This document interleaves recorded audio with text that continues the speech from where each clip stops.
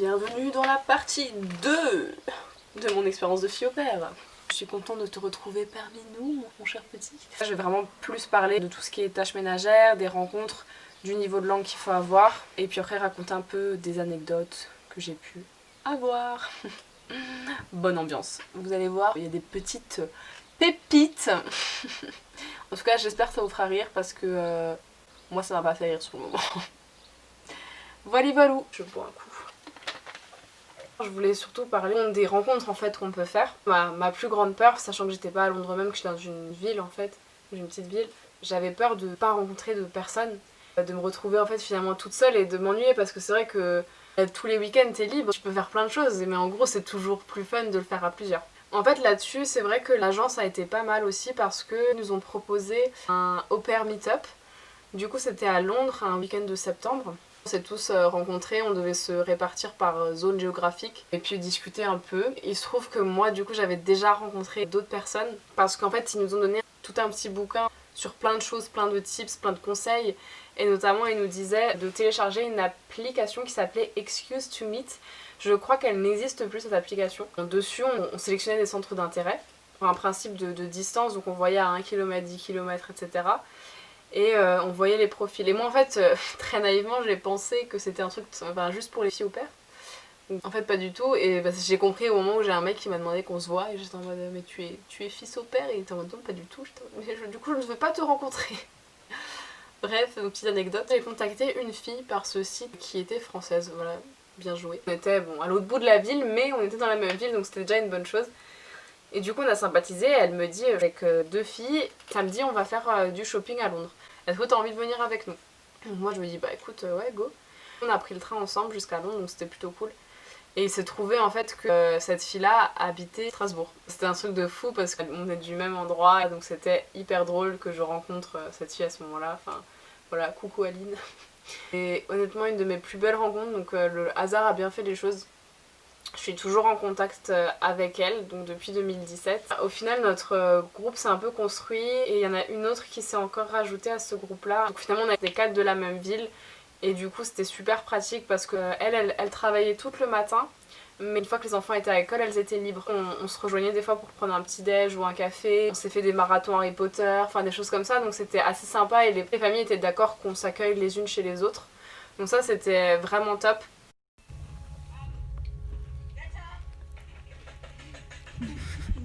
Je snap, ton snap. La deuxième avec qui je m'entends super bien est allemande.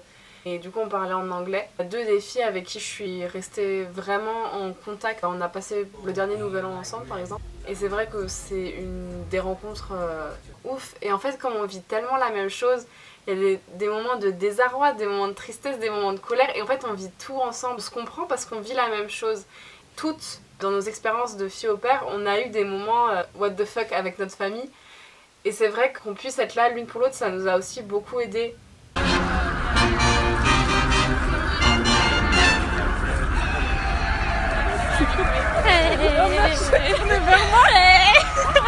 Juste pour ces rencontres-là, je ne regretterai jamais cette expérience de fille au pair parce que on a tellement partagé de choses. On a fait Oxford, on a fait Cambridge, on est allé en voiture, Édimbourg. Ok, go. Oh my god. On a fait les studios Harry Potter. On a fait vraiment des journées comme ça, des week-ends super cool. C'est assez improbable en fait comme rencontre et c'est top parce que ouais, vraiment on vit des choses fortes. Je le répète, je mettrai des petites images, de toute façon des petites vidéos pour que vous voyez les moments sympas qu'on a passés.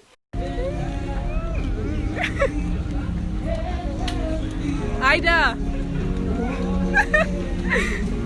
Pour rencontrer des gens, moi j'ai eu cette application, mais je sais aussi que je me suis mise sur un groupe Facebook qui s'appelait du nom de la ville, genre au pair, machin. Je sais que pour Londres, il y a à la fois le Cercle des Français à Londres et il y a aussi London New Girl, des trucs comme ça. Ce groupe-là, c'était des filles qui postaient des annonces qui disaient voilà je suis nouvelle sur Londres ou je suis nouvelle ici, est-ce qu'il y a des filles dans la région, dans les alentours, etc.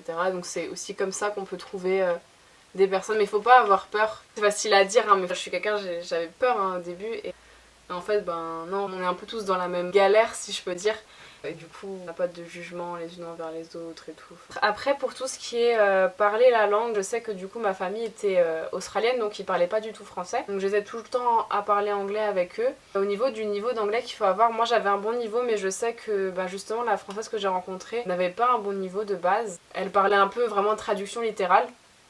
Et elle par contre est restée 1 an, mais elle a fait des progrès, elle parle vraiment bien maintenant, elle a énormément de vocabulaire. Même entre le moment où je suis arrivée et le moment où je suis partie, j'avais déjà pu voir des gros progrès. Je pense vraiment que ça aide. Moi c'est vrai que du coup les progrès je les ai pas tellement vus parce que j'avais déjà un niveau assez bon, mais rien que pour le vocabulaire, j'ai quand même appris pas mal d'autres vocabulaires. Je le conseille. Après je sais que c'est aussi possible de prendre des cours. Pendant qu'on est là-bas, il y en a qui sont payants, il y en a qui sont gratuits, ça dépend.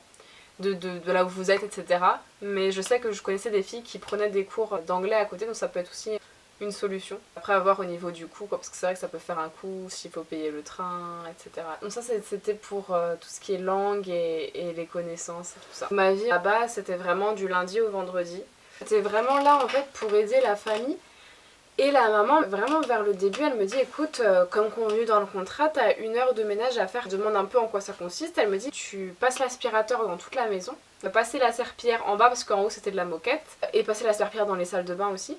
Nettoyer, enfin il y a un espèce de produit pour passer sur les meubles dans la salle de bain, et nettoyer les miroirs. Donc c'était une maison à 2 étages qui était quand même assez grande, hein, puisqu'ils étaient 6, donc les 2 parents plus les 4 enfants. Elle me dit par contre, est-ce que ça se dérangerait de le faire le matin ? Parce que les enfants sont pas là, donc ce sera beaucoup plus simple pour nettoyer, etc. Donc en gros, ça c'était hors de mes heures de travail. Donc je faisais ça en plus. Sur le coup, je me dis, je vais pas dire non. Enfin, le matin, j'ai pas non plus 36 000 trucs à faire. Je lui dis oui, bien sûr, pas de souci. Donc il faut savoir que la femme de ménage passait le lundi. Et moi, le jeudi, je devais refaire un ménage de la maison. Pour vous montrer le niveau de maniaqueté, de maniaquerie. Déjà, le fait qu'elle me demande hors de mes heures de travail, ça a commencé par ça, où j'ai dit oui. C'était la première erreur finalement que j'ai faite en voulant rendre service. Et j'avais pas mal de tâches, des fois qu'il y avait pas trop à voir, du style poster des annonces sur le Bon Coin pour des vêtements, emballer des cadeaux pour Noël, aller en ville pour acheter un truc pour la mère.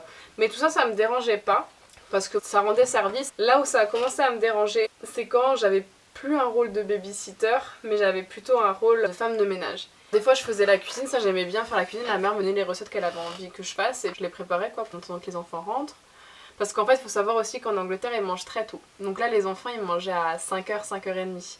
Les repas fallait qu'ils soient prêts à ce moment-là. De manière générale je m'occupais quand même des enfants. Mais au fur et à mesure du temps en fait la mère m'a demandé de plus en plus de trucs. Du style Victoria est-ce que tu peux aller faire la poussière là? C'est pas juste faire la poussière vite fait, c'était genre je passais 1 heure à faire la poussière. Fallait déplacer les bibelots, les machins et tout, enfin c'était un délire. Ou du style elle me demande de faire le repassage, donc ok normal, mais je faisais pas seulement le repassage des enfants, je faisais aussi le repassage des parents. Elle me le donnait pas tout le temps à faire, donc du coup je disais rien. Mais je sais que j'avais contacté l'agence à ce propos et que l'agence m'avait dit que j'avais pas à faire le repassage des parents, ça devait seulement être lié aux enfants. Donc elle me faisait faire tous les trucs qu'elle avait pas envie de faire. Et en fait leur femme de ménage a eu son visa qui a pas été renouvelé ou un truc comme ça parce qu'elle était pas d'ici. Et du coup il y a eu plus de femme de ménage, donc du coup c'est Bibi qui s'en est occupée. Et en fait, il faut savoir que quand elle dit c'est 1 heure de ménage, en fait, pour tout faire correctement, ça prend 1h30. Elle me disait, ah, t'as un petit peu de repassage à faire là, ça devrait te prendre 15 minutes. Mais en fait, il y avait des piles comme ça, genre ça me prenait pas 15 minutes, le repassage ça me prenait beaucoup plus si je voulais pas faire des plis, etc. Je suis pas non plus experte niveau repassage, je sais bien repasser, mais voilà, je prends quand même le temps de bien faire. Donc au fur et à mesure, plus en plus de trucs qui, comme ça, me faisaient tilt. La gare était super loin de chez eux. Enfin, super loin. Elle était à peu près à 30 minutes à pied. En Angleterre, et à cette période-là, il faisait nuit super tôt, genre vers 4h30, même parfois 4h. Et en fait, pour rentrer, donc t'avais tout un quartier avec un peu de lumière de temps en temps. Avant ça, tu longes une espèce de route. Et avant ça encore, tu passes un petit bout de forêt. Et ça, c'est pas, mais vraiment pas du tout éclairé. Parfois, pour voir où j'allais, je devais mettre ma lampe sur le téléphone. Ça me sécurisait pas du tout de faire ça. Et je me suis dit... elle, est-ce qu'elle laisserait ses filles marcher comme ça? En fait, elle en avait rien à de moi. On dit souvent, ouais, fille au père, t'es un peu un membre de la famille. Moi, clairement, avec elle, je n'étais pas. Elle voyait vraiment la main-d'œuvre peu chère. Ils avaient une chambre en plus. Ils avaient une nounou à domicile qui peut garder à n'importe quel moment. Un bénéf, quoi, en gros.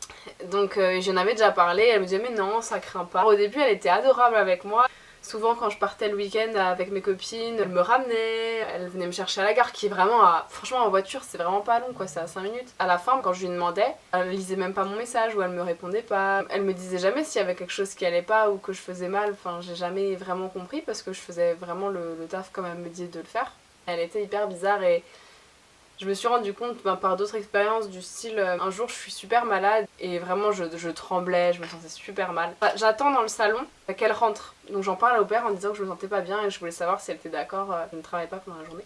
Et donc j'attends sur le canapé et je lui explique que je suis pas. Elle me dit ah mais c'est parce que t'as pris le métro samedi. On était jeudi hein. C'est sûr que t'as des bactéries. Je dis bah non, enfin je pense pas forcément que ce soit par rapport à ça mais peu importe la cause, voilà ça vous dérange que je ne travaille pas aujourd'hui. Elle me dit non c'est bon, par contre tu montes dans ta chambre hein, parce que je veux pas que tu mettes des microbes partout. De toute façon j'allais monter dans ma chambre mais la manière dont elle avait de le dire c'était très méchant en fait, j'ai pas compris. Et il y avait plein de petits trucs comme ça. Bah, par exemple un jour elle m'envoie un message à 22h. Ouais demain est-ce que tu peux faire le ménage s'il te plaît? Alors que je l'avais déjà fait genre 2 jours avant. De cette semaine là il se trouvait que je devais garder petit le samedi mais finalement ça s'est pas fait, elle a réussi à se débrouiller autrement. Normalement les week-ends sont off. Et donc elle m'a rajouté 1 heure par jour, genre comme ça. Je me suis dit bah elle a sûrement besoin beaucoup d'aide. Mes copines devaient venir le matin à 10h pour regarder un film. Je lui ai dit bah mes copines viennent, est-ce que je peux faire ça à 2h quand je commence mon travail vu que je fais 1 heure de plus chaque jour. Non c'est pas possible et j'ai vraiment besoin de toi. En fait cette réponse je l'ai reçue le lendemain matin. Et là du coup je vois la réponse donc je suis saoulée. Il va falloir que je me lève, il va falloir que je fasse ce ménage. Et elle m'envoie un message. Tu as eu mon message Victoria, t'es réveillée? J'étais en mode oui j'ai eu votre message, c'est bon. Et elle me dit bah tu frotteras bien le sol et tout parce qu'il y a des taches sur la cuisine. J'étais énervée, j'ai fait son truc. Sur ce coup là je l'avais fait tellement à l'arrache. J'ai dit en fait je suis vraiment la femme de ménage. En plus il y avait les déménageurs qui venaient enlever la moquette ou je sais plus quoi, enfin bref, un truc. Et elle voulait que je nettoie juste avant, donc j'étais en mode le but là-dedans. Et plein de trucs comme ça où j'étais là mais... what? Et en fait en étant fille au père moi je me sentais pas de dire bah non ou de rentrer en confrontation parce que je voulais pas que ça se passe mal non plus donc c'était un peu compliqué de dire les choses sans heurter non plus leur sensibilité. Ce truc ça va peut-être vous paraître débile mais par exemple ils rentraient de l'école à 3h et en fait la mère pour le goûter, donc ils avaient déjà eu un goûter à l'école hein, elle leur donnait des Ritz, donc cette espèce de biscuits ronds apéro avec du Philadelphia, donc une espèce de fromage à tartiner et avec de la sauce piquante. Donc ça c'était son goûter et il pouvait en manger mais genre une trentaine.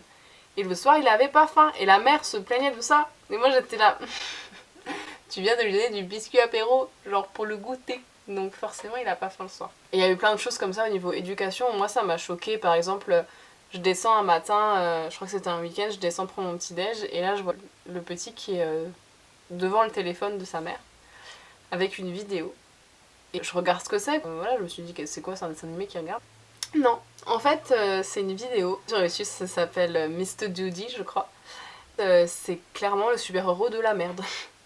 C'est un super-héros qui chie partout. Vraiment c'est genre c'est n'importe quoi, c'est du délire en fait scatophile hein, clairement parce que il se chie dans la bouche, genre enfin c'est un truc, faut le voir pour le croire sérieusement et... moi choquée, je suis en mode... il a 4 ans, enfin... Et lui il est mort de rire devant cette vidéo. Je lui regarde la mère comme ça et je lui dis mais vous avez vu ce qu'il regarde? Et elle dit ouais c'est un peu bizarre hein.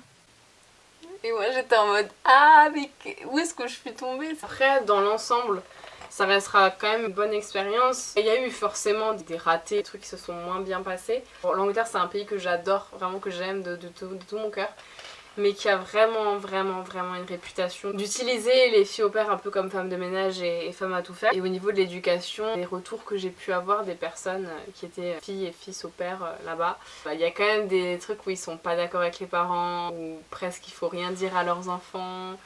Et ça, moi, ça me choque en fait, parce que moi, j'ai pas du tout été élevée comme ça, et je l'ai remarqué avec le petit, c'est que il faut du cadre, et le petit avait besoin en fait de ce cadre-là. Et c'est compliqué de se positionner déjà dans une famille, parce qu'on rentre quand même dans une famille, et de se positionner en mode non, avec moi, ça se passe pas comme ça. Ouais, c'est clairement délicat parce que voilà qui on est aussi pour dire non, oui, etc. J'avais vraiment l'impression d'être en coéducation avec la mère. À la fin la mère m'a dit oui c'est bien que tu leur aies mis les limites et tout. Mais mentalement parfois c'est dur parce qu'on se dit est-ce que je fais les choses bien, enfin ils vont me détester si je suis comme ça parce que je suis stricte. mais il y avait tellement de choses qui me choquaient. Après voilà, c'est mon expérience, chacun la vit différemment, ça dépend de la famille avec qui vous êtes également. C'est que un peu un avis personnel, un peu ce que j'ai pu ressentir. Je sais que je suis pas la seule à avoir vécu une expérience de fille au père de manière plus ou moins bonne. J'en garde pas un souvenir traumatique puisque comme je le disais dans ma vidéo, il y a vraiment eu des moments qui étaient géniaux. Alors oui, je conseille de le faire, mais je conseille vraiment de faire bien attention à quelle famille vous avez affaire. Alors c'est vrai qu'on a tendance à économiser les coûts des contrats, etc. et passer par Au Pair World par exemple où il n'y a aucun frais. Je sais pas si c'est la meilleure solution parce qu'en cas de souci vous avez personne contre qui vous retourner. J'avais au moins cette sécurité là, si vraiment je me sentais plus à l'aise, je pouvais contacter l'agence et me retrouver une autre famille. Donc voilà, ma vidéo sur mon expérience de fille au pair s'achève ici. Je sais que j'ai pas fait le tour de toutes les interrogations que vous pourriez avoir. J'ai fait un peu ce qui me semblait le plus important et ce qui me semblait peut-être le plus intéressant à raconter. Mais n'hésitez vraiment pas à me poser vos questions en commentaire. Je me ferai un plaisir de partager mon expérience un peu plus. Si vous avez aimé cette vidéo, n'hésitez pas à lâcher un petit pouce bleu, ça fait plaisir. A très vite pour de nouvelles aventures. Allez, la bise!